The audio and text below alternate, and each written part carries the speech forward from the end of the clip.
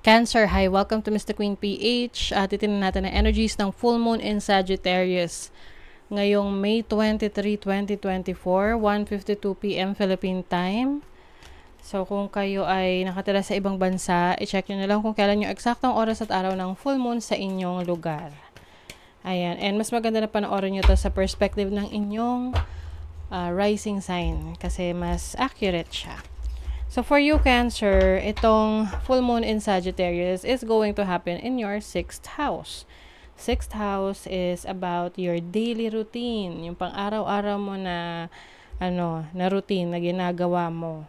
This is also connected to your work, yung trabaho mo, your health, no, yung iyong kalusugan. So for some of you, maaring meron kayong i-release na old habits na sa tingin mo ay hindi na helpful sa pang-araw-araw mong ginagawa. Let's say, lagi kang late matulog, tapos lagi kang puyat. So, syempre, mahirap para sa'yo gumising ng maaga. Lagi kang nalilate sa trabaho. Maaring you realize na, okay, it's time to make some changes para maging maganda na yung performance mo sa trabaho. Pwede kasing meron kang wake-up call ngayon na tipong kinausap ka ng boss mo na, yung performance mo, okay sana, kaya lang lagi kang late. Siyempre, makaka-apekto yon sa assessment sa'yo. At, siyempre, kung affected yung assessment mo, kung meron mang increase ng sweldo, medyo maliit yung porsyento na makukuha mo.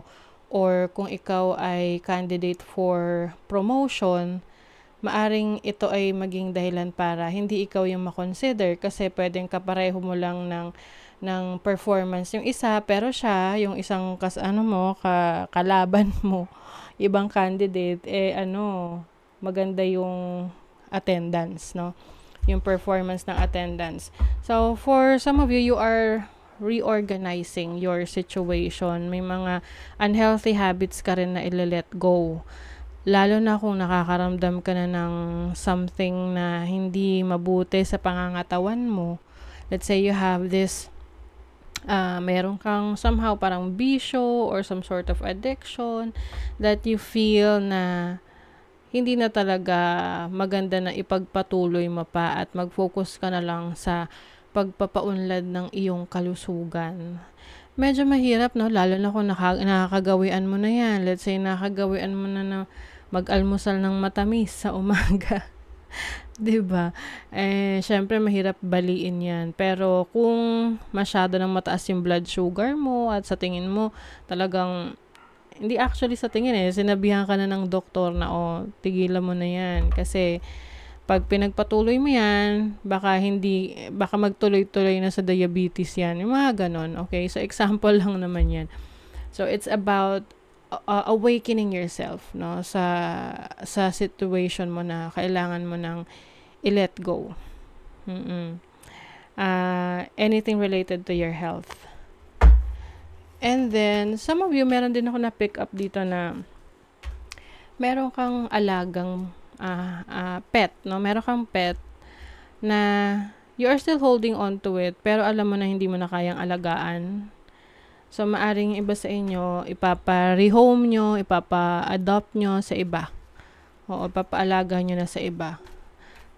Dahil maaring busy kayo sa trabaho or wala nang makakapagbantay, makakapag-asikaso. And you finally realize na pareho na yon hindi nakakatulong sa'yo, tsaka dun sa pet, pwedeng nagkakaroon na rin ng health problems yung alaga mo.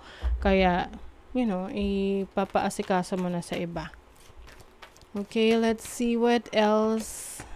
You have the sun. Ayan, the sun is about clarity, new energy. So, ngayong week na to, and even after the full moon, no, a week after the full moon, you will feel recharged, lalo na kung meron ka nang nirelease na unhealthy habits. Ayan, mas makakapag-focus ka na sa trabaho mo. Ayan, no. 9 of Pentacles, which is about stability, financial independence. You have the 9 of Wands. 9 of Wands is about strength. So, kung yung iba sa inyo meron kayong challenges sa inyong kalusugan, rest assured. Ang dami gustong lumabas sa bibig ko. Um, Rest assured that you will be able to handle it well, no? And someone is there for you. Someone is willing to help you. Someone is taking care of you, no? So, lalo na kung meron kayong mag-undergo yung iba sa inyo sa operation, surgery, ganyan. Wag, kumbaga, yung iba natatakot na baka, hindi mag-work, or minsan nakakatakot kasi yung mga ganyan, mga surgery or anything related to your health. But, not to worry, because there is someone who is praying for you, someone is taking care of you. Oo, may nag-aalaga sa'yo, okay? So, that is your reading, Cancer. Thank you so much. Bye!